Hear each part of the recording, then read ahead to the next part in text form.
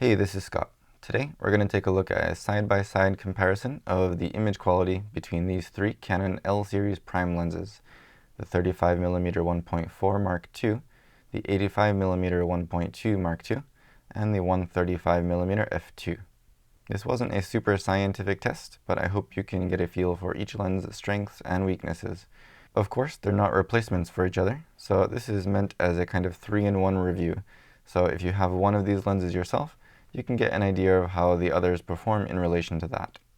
First, we'll take a look at how each of these lenses deals with vignetting. With such wide apertures, it's no surprise to see that they all have it. The 35mm is quite heavy at 1.4, mostly clearing up by 2.8, and more or less gone at f4. The 85mm is also fairly heavy wide open, but it clears up a bit sooner by around f2 or f2.8. The vignette on the 135 is less noticeable at first glance because it extends so far into the center of the frame, but it clears up significantly as soon as you stop it down, and it's nearly gone by f4.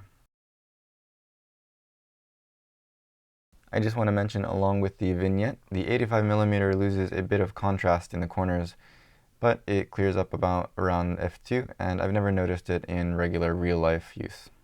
Here's a quick look back at the three lenses wide open. You'll notice the 35mm vignette the most, and the 135s in particular is spread across the frame pretty evenly. Next, we're going to zoom into 100% on each of these shots to compare the center sharpness. Of course, with all three lenses wide open, they're at all different apertures, but the 35 and 135 are very similar. The 85 does seem to fall slightly behind, but it mostly catches up around f2, where they pretty much even out. From there on, you might notice a slight improvement in the sharpness from the 85, but they're all super sharp. In real-world use, all three lenses can be very sufficiently sharp under the right conditions, and nailing focus is going to be much more critical to achieving maximum sharpness, especially from the two longer lenses. Taking a quick look at all three lenses wide open when focused near their minimum focus distance, you'll see that again the 35 is very, very sharp, while the 85 and 135 fall slightly behind.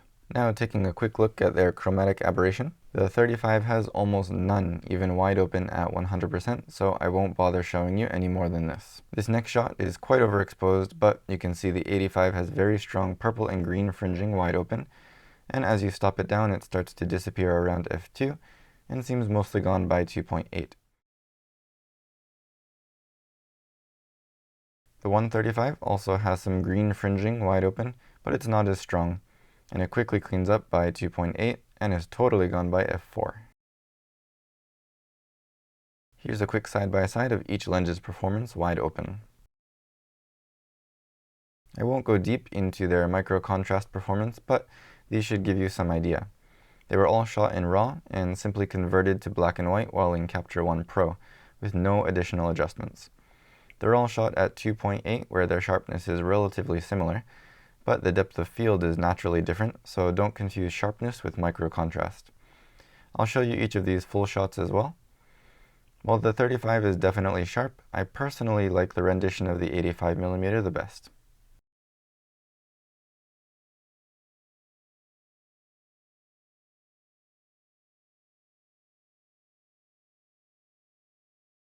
When the sun's in your frame, you'll see some flare from all three lenses, but it's quite different on each. The 35 retains contrast pretty well, but you can see a clearly defined pattern across the frame. The 85 will lose quite a bit of contrast, and you can see some flare spots as well, but it's almost a beautiful effect if that's the kind of look that you're going for.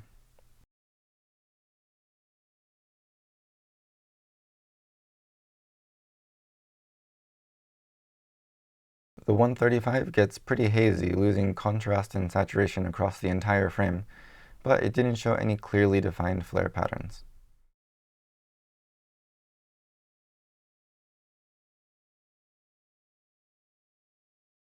Next up is everyone's favorite, bokeh. While the 35mm focal length isn't usually associated with out-of-focus backgrounds, the effect is pretty nice.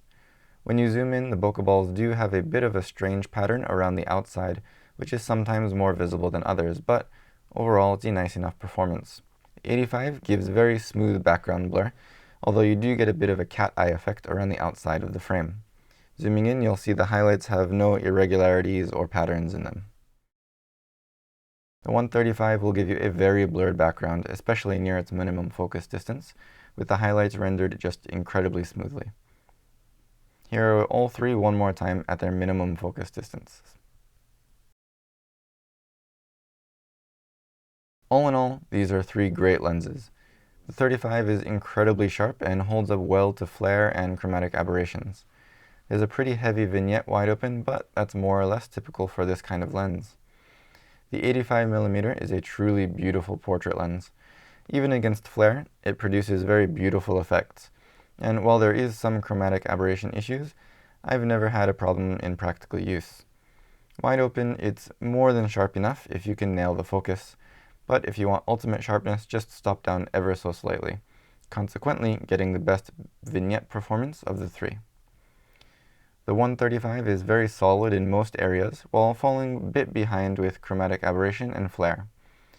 The out of focus areas you'll get as a combination of the focal length, aperture, and rendering of the so-called bokeh balls is beautifully soft and smooth.